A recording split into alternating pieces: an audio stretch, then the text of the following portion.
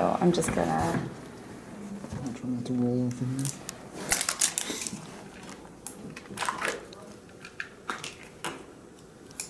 Lots of diabetes plastics. Look at that shiny new pump tube. And we remove the adhesive and the safety cap. I'm gonna do it in my hip. I have scar tissue, as you can see. I have my lovely lady lumps. My lovely Eli Lou lumps. Just gonna... Now your saliva's on it. So then I pull this back. That thing looks so unpleasant. It is. And put it approximately where that was. And squeeze. You know, diabetes is really a disease which is perpetually about, you know, you're not doing this well enough. Most people think they're overweight and just slow and tired all the time. You're like fat and it's your fault because you ate cake. Their grandmother, their uncle who doesn't have a leg.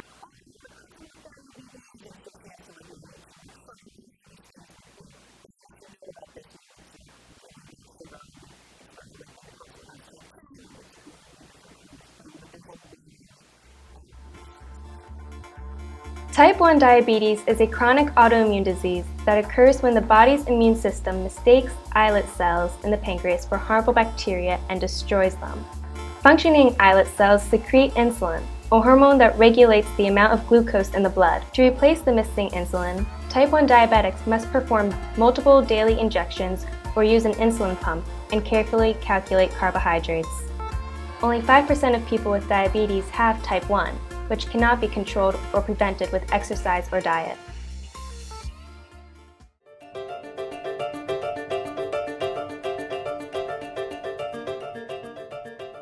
There is so much, like every single second of the day. You know, you have to check your blood sugar. You have to see all of these specialists. So you have to take insulin injections or through the pump. You have to watch what you eat. You have to watch what you exercise. Like I wake up and my site fell out in the middle of the night and now I have to change it and oh my gosh, my reservoir is out of insulin and now I have to think about that. It is inconvenient sometimes, especially when playing sports and whenever I come in contact with doorknobs, because the tubing gets caught and it can rip out. You know, I live a mile from here. Do I walk this morning? Well, my blood sugar's good, but I did eat this, and then I have a client and I have to think about this kind of stuff all the time. Or it's always like in the back of my mind, you know, where it's like everything I do like has something to do with like, you know, I could think about diabetes every second of the day, basically.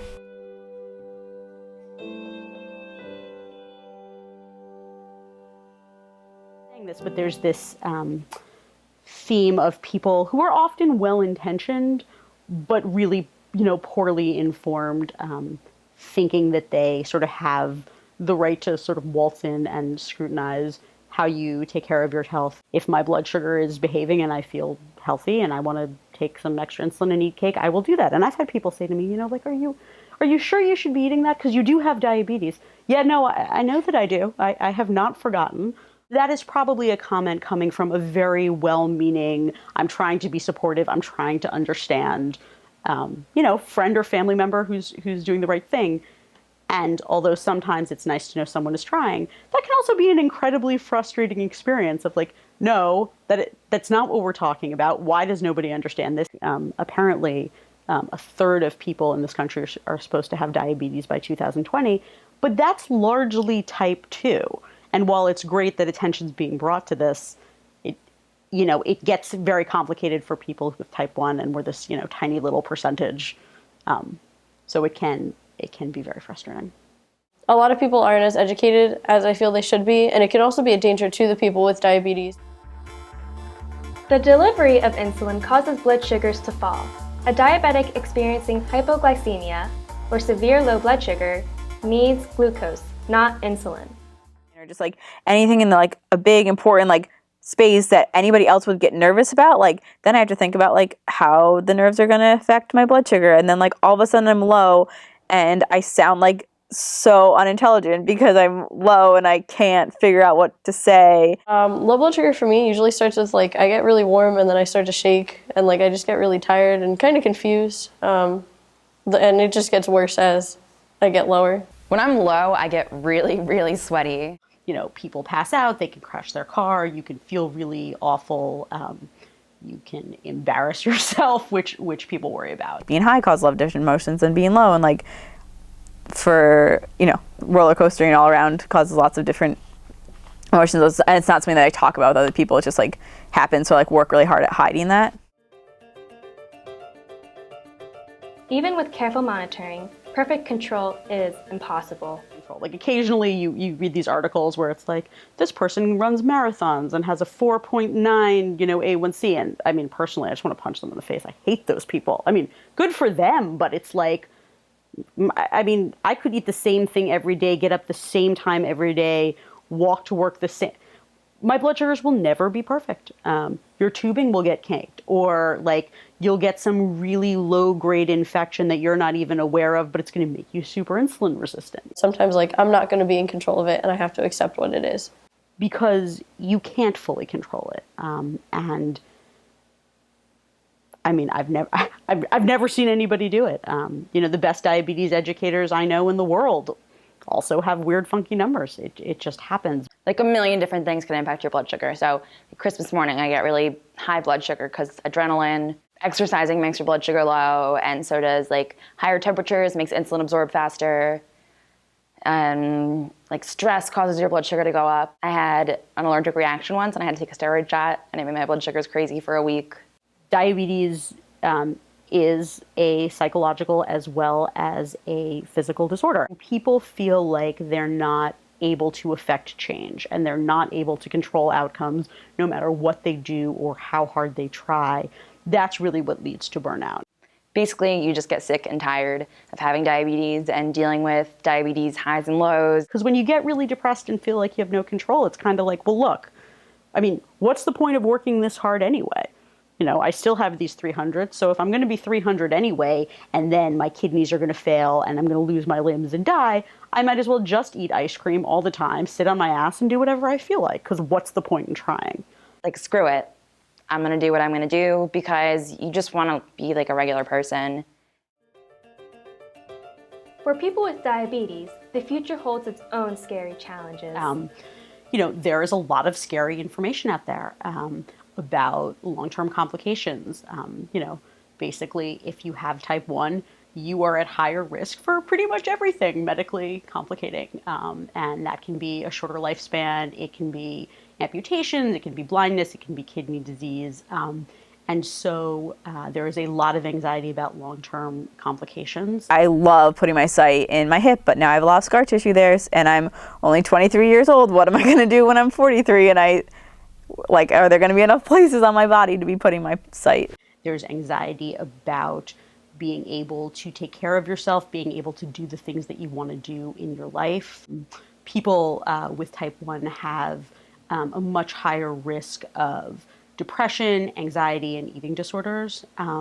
We also see a lot of comorbid drug and alcohol abuse. It is a lot of pressure to know everything and make sure you can keep track of everything, and that adds to your stress. You know, because you are typically diagnosed in childhood and adolescence, and because having type 1 means you have to approximate your insulin dosage, which means that, you know, you're going to take too much and need to eat extra calories to compensate, because by having type 1, you know, we all weigh 5 to 10 pounds more than we would otherwise, and that's just the way it is, and that kind of sucks. You're at very, very high risk for disordered eating behavior. About 1 in 3 women. I do think diabetes is an invisible illness. Like, I think people can see my diabetes sometimes, not always. Actually, no, I don't. I think people that really know me can see it because, like, they see my pump and, like, know that it's there. Like, if you can't see it because I'm wearing a dress, like, they still know it's there. I guess if you know I have diabetes, you understand why I sometimes would look like sweaty and crazy and not be making sense. Diabetes looks like anybody. Like, I don't think I've ever met someone that I'm like, wow, you totally have a diabetes body. It's a lot of behind the scenes stuff, like when you feel sick or you're low, like only you really know, so no one else around you really does. I definitely have like the little beaties bump that like from like scar tissue. I don't know, like dresses and things, like when it's like, like you can see the pump, I like get a little bit annoyed about that. You build up scar tissue and insulin pouches that they explained to me, and like it's pretty frustrating. Lots of like little white marks and like my fingers, like lots of little black calluses, which aren't like so bad. It's like all the things that I don't notice, but then I'm like, oh, when I like think about it, when I'm around other people, I know that it's a lot more visible than I want it to be. Awareness of type 1 is spreading. For November, World Diabetes Month, the Juvenile Diabetes Research Foundation encouraged people with diabetes to share their selfie with the hashtag T1D looks like me. A sensor implanted into the side, and you can see right now my blood sugar is at 96.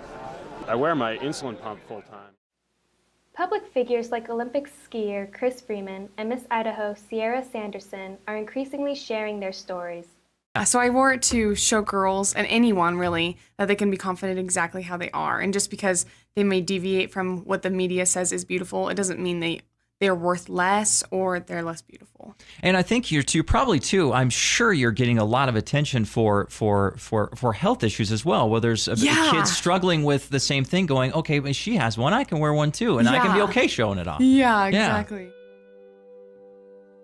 I wish diabetes was more visible, just because it would like make situations like the other day at work, like to be able to be like, I'm having a really hard time, like I need to take a break and like step back and like, or like go home for 20 minutes and like go get insulin and come back, instead of feeling like embarrassed about it, or like I made a really bad mistake not bringing insulin to work with me, or like to be able to be like, I'm sorry, I'm really low right now and I'm like interviewing with you and I need to go step away for 15 minutes and come back because like my brain is so jumbled. But like that's not something that I ever do, say, because I get embarrassed about it. It would just be like so much less of a like shameful experience, I guess, if it was more visible.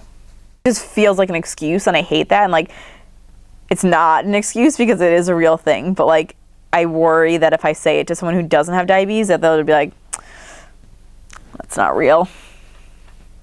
I guess if my diabetes were more visible, I feel like it'd be better because people would be more educated about it and more aware. But at the same time, like I like to think that I'm a person before I'm my disease. So if it was more visible, I feel like people would more focus on the fact that I'm chronically ill than that I'm me.